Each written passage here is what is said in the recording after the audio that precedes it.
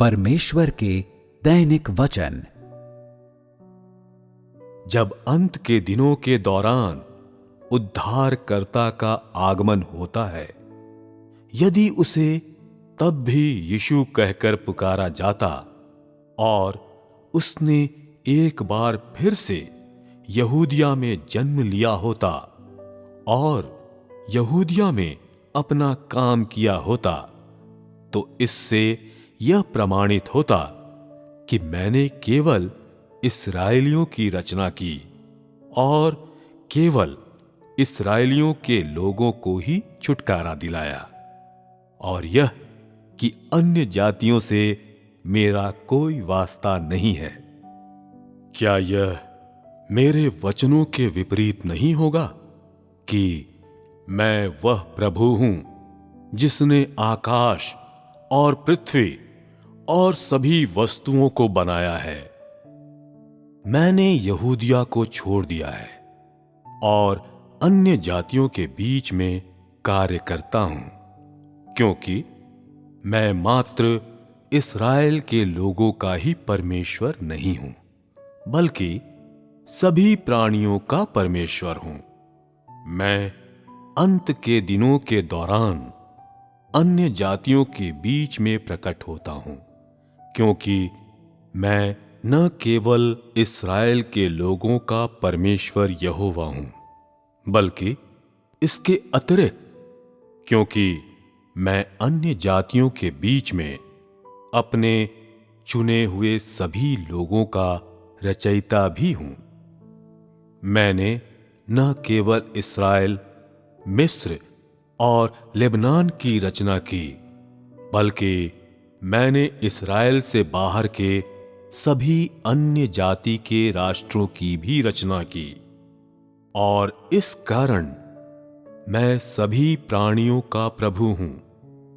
मैंने इस्राएल को मात्र अपने कार्य के आरंभिक बिंदु के रूप में उपयोग किया था और यहूदिया और गलील को मेरे छुटकारे के कार्य के लिए केंद्रों के रूप में नियुक्त किया था, और मैं अन्य जाति के राष्ट्रों को ऐसे आधार के रूप में उपयोग करता हूं जहां से मैं पूरे युग को समाप्त करूंगा। मैंने कार्य के 2 चरणों को इस्राएल में पूरा किया, और मैं कार्य के आगे के 2 चरणों को इस्राएल के बाहर तमाम देशों में करता आ रहा हूं। अन्य जाति के राष्ट्रों के बीच मैं जीतने का कार्य करूंगा, और इसलिए उस युग को समाप्त करूंगा।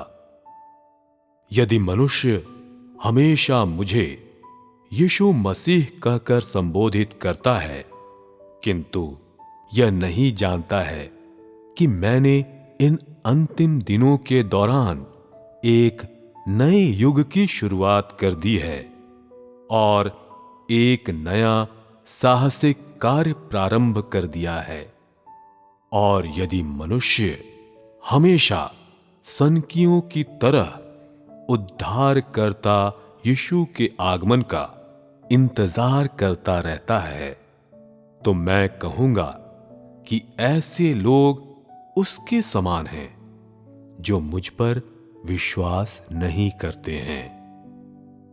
वे ऐसे लोग हैं जो मुझे नहीं जानते हैं, और मुझ पर उनका विश्वास एक ढकोसला है।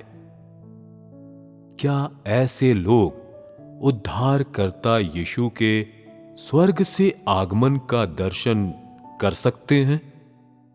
वे मेरे आगमन का इंतजार नहीं करते हैं, बल्कि वे यहूदियों के राजा के आगमन का इंतजार करते हैं।